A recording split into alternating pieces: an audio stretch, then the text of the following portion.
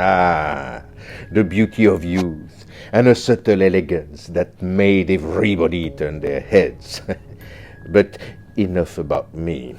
Vermeer also was the target of numerous fakers, forgers, and impersonators. Welcome, dear art enthusiasts, to an untrailing episode of Museum Mysteries. Today we delve deep into the intriguing lives and audacious exploits of the top 5 famous art forgers who left an indelible mark on the art world with their cunning deception. I am the curator of this little Museum of Mysteries, your host.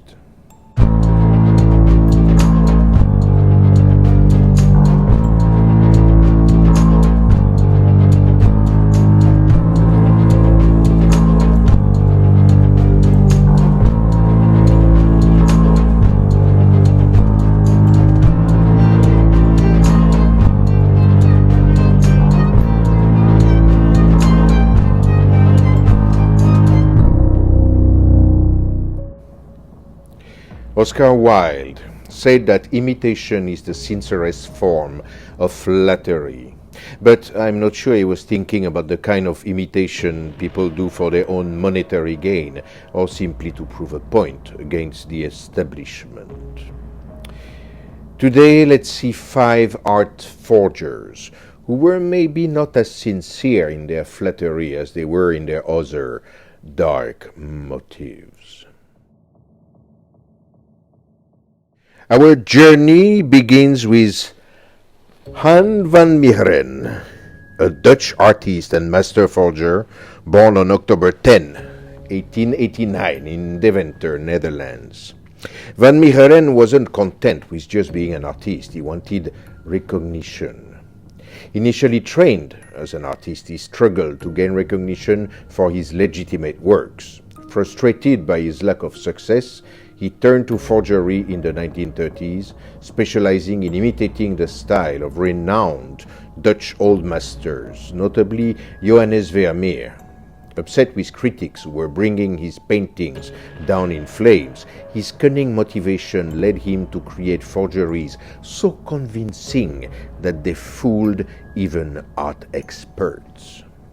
Van Meeren's masterstroke was his ability to mimic Johannes Vermeer's style flawlessly. His forgery skills were exceptional, and he created a series of paintings so convincing that experts and art connoisseurs believed them to be authentic. His most famous forgery, Christ at Emmaus, sold to Nazi officer Hermann Göring during World War II, and together with other paintings earned him millions in today's currency. After the war, suspicions arose, leading to his arrest and trial. He was accused of selling cultural Dutch property to the Nazis during the war. Imagine that! They thought he sold the real Vermeer to a Nazi. Van Meeren confessed to his forgeries and managed to prove his innocence regarding collaboration by demonstrating his forgery techniques. He received a forgery conviction and a relatively light sentence. Hans van Meeren passed away on December 30, 1947, leaving behind a legacy as one of the most accomplished art forgers in history, whose work continue to captivate and perplex the art world. Elmire de Hory was a Hungarian-born artist and master art forger.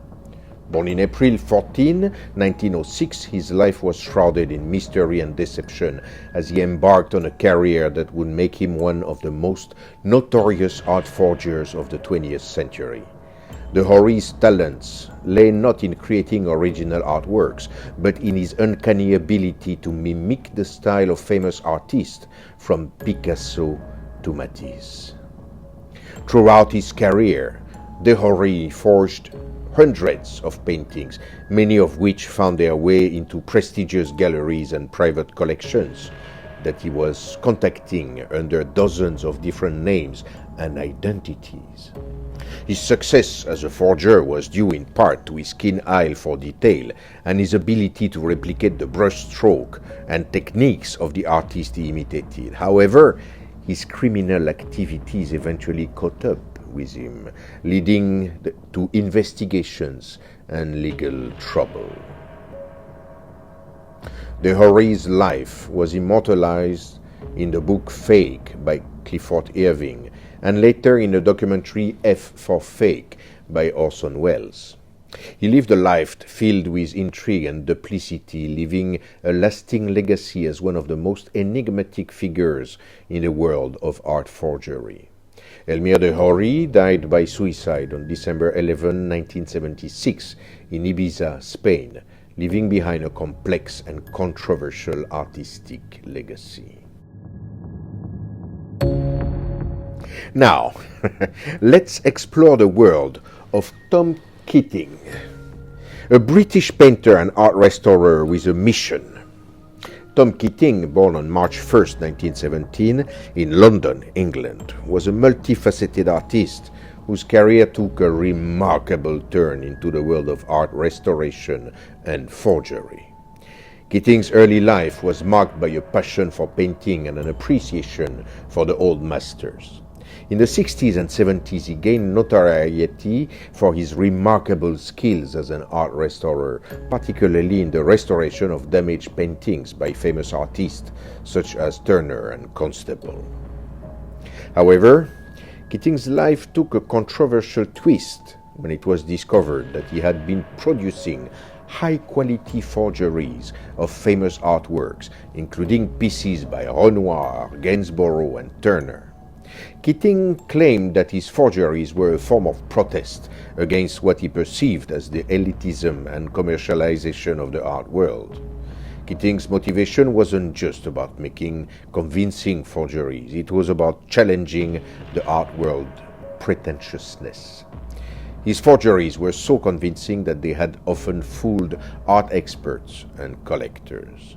Keating's disdain for the establishment led him to embark on a mission to deface the expensive nonsense created by famous art dealers. He meticulously crafted forgeries that often incorporated intentional flaws, which he called Keatingisms, to prove the unscrupulous methods of dealers more interested in a sale than in the authenticity of art.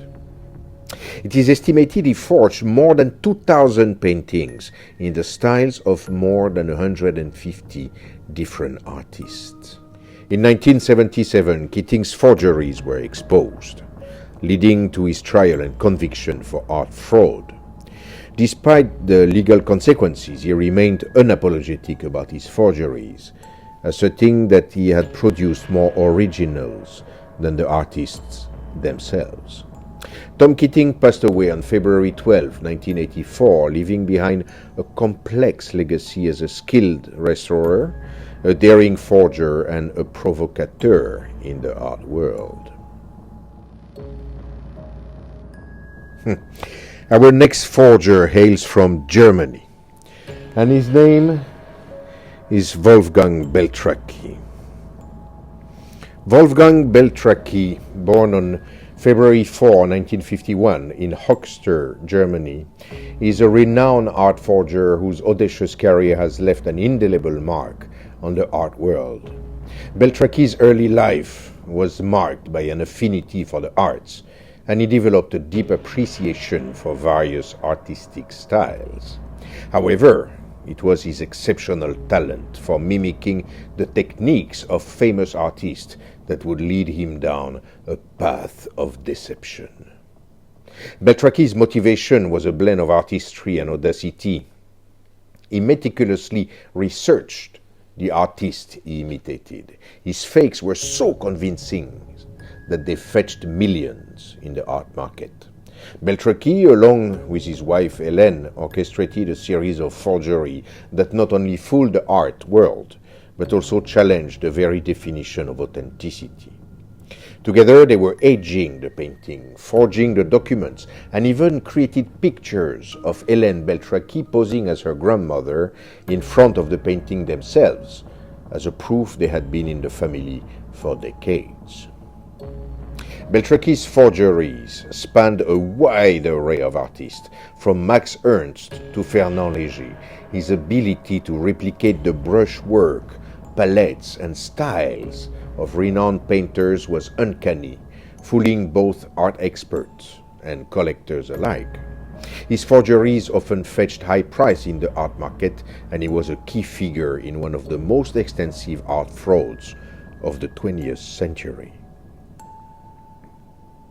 In 2010, Wolfgang Beltraki's prolific career as a forger came to an end when he and his collaborators were exposed.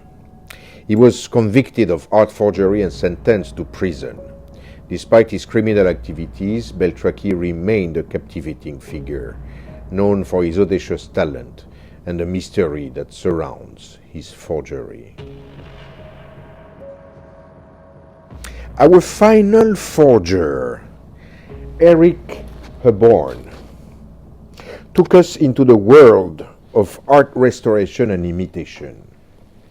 Hebborn's early years as an art restorer gave him an intimate understanding of the techniques of great painters and the materials they used. Henrik Hebborn, born on March 20, 1934, in South London, England, was a brilliant artist, known for his exceptional skills as an art forger.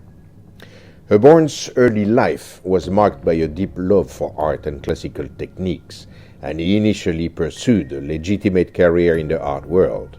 However, financial struggles and a desire for recognition led him down a more deceptive path. Hebborn's forgeries were renowned for their impeccable execution, particularly in mimicking the styles of old masters like Titian, Rembrandt, and Van Dyck. His forged works, which included drawings, paintings, and even documents, found their way into prestigious art collections and museums, often evading detection. Hebborn's ability to replicate centuries-old materials and techniques added to the authenticity of his forgeries. In 1978, Henrik Hebborn's art forgery career came to an end when he published his memoir, Drawn to Trouble, in which he candidly revealed his forgeries and techniques. This confession exposed his criminal activities in the art world, leading to his infamy. Tragically, Hebborn's life was cut short in 1996 when he was found murdered in Rome, Italy, under circumstances that remain unsolved, adding another layer of mystery to his captivating life story as one of the most accomplished art forgers in history.